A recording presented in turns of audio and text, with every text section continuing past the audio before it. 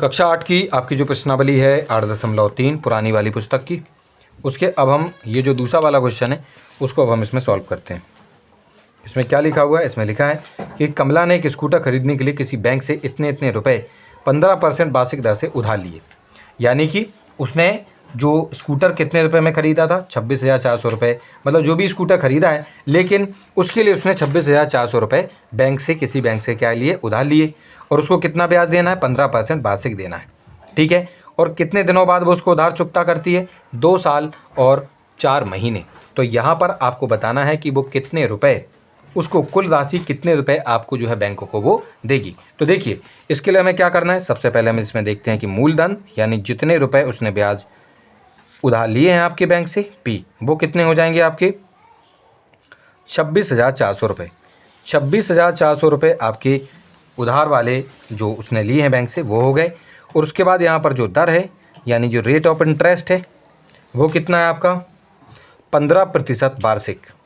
15% वार्षिक आपकी यहाँ पर क्या है? रेट है, यानी कि दर है। और उसके बाद उसने जो कितने समय के लिए लिया, तो यहाँ देखिए समय यानी कि आपका जो एन है वो कितना है आपका? 2 वर्ष और 4 महीने। तो इसके लिए हम क्या करेंगे? देखिए, यहाँ पर एक छोटी सी जो है बात इसमें आपको दी गई है समय में, जो कि 2 वर्ष और 4 महीने है। तो यहाँ पर अगर हमें अपने जो मिश्रधन अगर प्राप्त करना होता है, जिसमें हम चक्रवृद्धि ब्याज वाला फॉर्मूला लगाते हैं, तो उसमें हम समय को पावर के रूप में लिखते हैं, यानी कि उसको घात के रूप में लिखते हैं। तो वहाँ पर 2 वर्ष और 4 महीने को अगर हम लिखेंगे तो फिर वो बटे में आएगा। ठीक है कि नहीं? इसीलिए हम सबसे पहले आपके 2 वर्ष के लिए सबसे पहले चक्रवृद्धि ब्याज निकालेंगे, और उसके बाद जो भी 2 वर्ष के बाद जो हमारा मिश्रधन होगा यानी अमाउंट होगा, उस पर हम 4 महीने के लिए आपका साधारण ब्याज भी निकाल देंगे। और उस ब्याज को, जो ब्याज देंगे 2 साल के बाद, उसको हम अपने 2 साल वाले यानी 2 वर्ष वाले जो आपका मिश्रधन था, जो अमाउंट था, उसमें जोड़ देंगे। तो पता लग जाएगा कि कुल धनराशि आपको कितनी देनी है। ठीक है कि नहीं? तो सबसे पहले हम यहाँ क्या करते हैं कि जो आपका मिश्रधन है हम सबसे पहले 2 साल के लिए निकालते हैं। मिश्रधन यानी अमाउंट, चक्रवृद्धि ब्याज वाला फॉर्मूला इसमें लगेगा। तो सबसे पहले पी होता है, ब्रैकेट में 1 प्लस आर बटे हमें यहाँ 100 लिखना होता है, और यहाँ पर पावर में यहाँ एन लिखना होता है। ठीक है जी, चलिए बराबर। तो इसके बाद छात्रों, ये जो मूलधन है वो कितना है? 26,400 है। इसमें 1 लिखेंगे, प्लस रेट ऑफ इंटरेस्ट कितना था बच्चों? 15% वार्षिक, और बटे में आपको 100 लिखना है। और यहाँ पर जो एन है, समय हमने यहाँ पर 2 वर्ष माना है। 26,400 लिखेंगे। इनको अब थोड़ा बहुत अगर हम इसमें सरल करें तो इसको हम 5 से कट कर सकते हैं। 5 से जब हम क्या करेंगे छात्रों, जब आपके इसको 5 से जब हम विभाजित करेंगे, कितना लिखा हुआ था?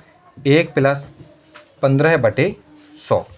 इसको जब हम क्या करेंगे, यहाँ पर 5 से विभाजित कर देंगे तो ये आपका 3 बचेगा, और ये आपका बचेगा 20। यानी जवाब होगा 1 प्लस 3 बटे 20। तो हम यहाँ क्या लिख देंगे? 1 प्लस 3 बटे 20, और उस पर पावर है आपकी 2। यहाँ क्या लिखेंगे? 26,400 है। ठीक, इन दोनों को जब हम सॉल्व करेंगे, इसके नीचे 1 लगाएंगे, ये आपके 20 हैं।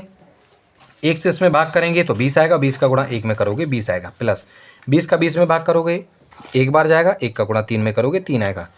तो 23 बटे जो 20 है, यानी कि 23 बटे जो आपका 20 है, वो क्या हो जाने वाला है? आपका इतने का सॉल्यूशन हो जाएगा। और उस पर स्क्वायर था, हमने स्क्वायर लगा दिया। बाद में क्या करेंगे? 26,400 हैं, उसमें 23 गुणा 20 और गुणा 23 गुणा यहाँ पर 20 हम यहाँ पर लिख देंगे। यहाँ पर 1 जीरो से 1 जीरो काट देंगे, 1 जीरो से 1 जीरो और काट देंगे। ठीक है कि नहीं? और बाद में क्या करेंगे, जब इसको हम कितना आ जाएगा, इसको अलग से लिख लो। यहाँ पर आपके 2 गुणा 2 बचे रहेंगे, यहाँ 2 होगा, यहाँ पर 2 होगा। 2 से जब हम इसको काटेंगे, 1 3 और 2 बचेगा, और फिर से इससे इसको और कट कर देंगे अगर हम, तो आपका 6 और 6 होगा, यानी 66। तो यहाँ पर कितना लिख देंगे? 66, यानी 66 गुणा 23 गुणा 23।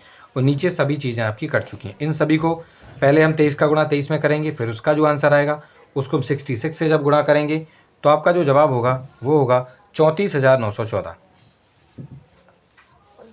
ठीक है जी। तो इतने रुपए कितने हो गए, ये 2 वर्ष के लिए हो गए। अब क्योंकि 2 वर्ष और 4 महीने के लिए आपको ब्याज देना था, तो ये तो पैसे और ब्याज यानी जो हमने उधार लिए थे 26,400 और जो हमें 2 साल का जो ब्याज लगा है उसको मिलाकर आपको 34,914 रुपये 2 साल बाद देने पड़ते। लेकिन उसने 4 महीने के लिए और इस पैसे को अपने पास रखा, तो इस पर उसको फिर से 4 महीने के लिए फिर से एक साधारण ब्याज लगेगा।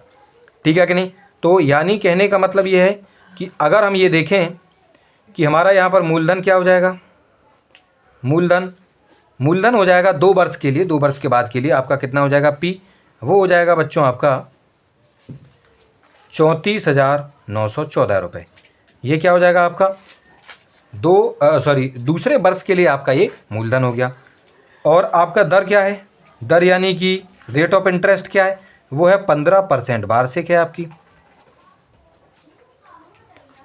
और साथ में जो समय है, क्योंकि समय हमें कितना दिया गया है, टाइम हमें दिया गया है 4 महीने, ध्यान दीजिएगा 4 महीने।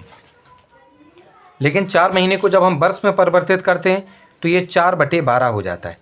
उसको और सरल जब हम करेंगे तो ये हो जाएगा आपका 1/3 वर्ष, इतना हो जाएगा। आप 4/12 भी लिख सकते हैं, आप 1/3 वर्ष भी लिख सकते हैं। इसके बाद यहाँ पर आपका ये जो साधारण ब्याज का जो फॉर्मूला है, साधारण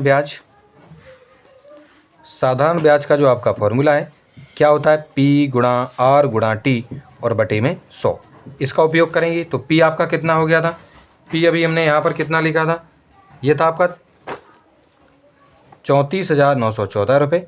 रेट ऑफ इंटरेस्ट था बच्चों 15% वार्षिक और टाइम था आपका 1/3 और बटे में बच्चों क्योंकि 100 भी होता है इसके साथ गुणा में, तो हम क्या करेंगे, इस 3 से 15 को कट कर देंगे तो आपका जवाब 5 होगा। ठीक है जी।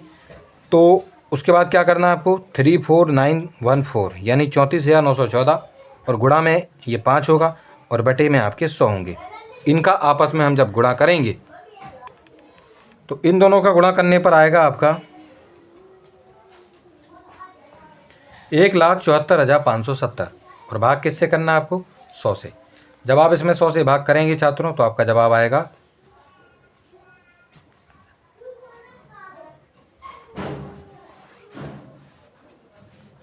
1,745.70 रुपये। इतना रुपये आपका क्या हो जाएगा, साधारण ब्याज हो जाएगा आपके 4 महीने के लिए। तो मुझे एक बात बताइए, जो कुल देय राशि है, कुल देय राशि कितनी हो जाएगी। तो देखिए जो 2 वर्ष वाला 2 वर्ष का मिश्रधन था, 2 वर्ष का जो मिश्रधन था और प्लस में जो आपका 4 महीने का साधारण जो ब्याज है, साधारण जो ब्याज था, उन दोनों को जोड़ेंगे तो आपको कुल देय राशि आपको पता लग जाएगी। तो 2 वर्ष में उसने 34,914 रुपये देने थे और 4 महीने में उसको 1,745.70 पैसे और देने थे। तो कुल मिलाकर तो इसका जवाब आ जाएगा बच्चों 36,659.70 रुपये। इतना रुपए जो है उसे पूरे 2 साल और 4 महीने के बाद बैंक को वापस करने होंगे।